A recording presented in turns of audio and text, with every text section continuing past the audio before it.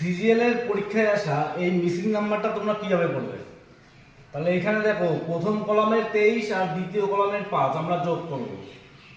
তাহলে 23 আর 5 যদি আমরা যোগ করি আমাদের হয় কত? 28, ঠিক আছে? তাহলে এই 28 এর উল্টো করলে আমরা কি পাই? 82।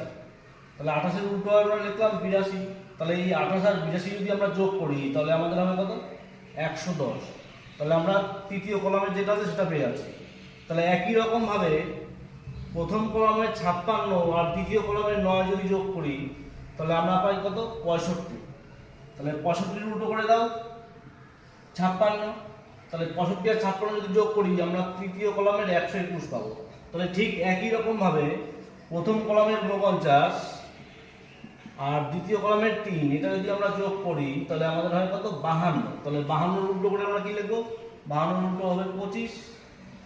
তাহলে 25 আর 52 দিয়ে আমরা যোগ করি তাহলে আমাদের হবে কত? 77। তাহলে অপশন বি হচ্ছে এখানে সঠিক উত্তর।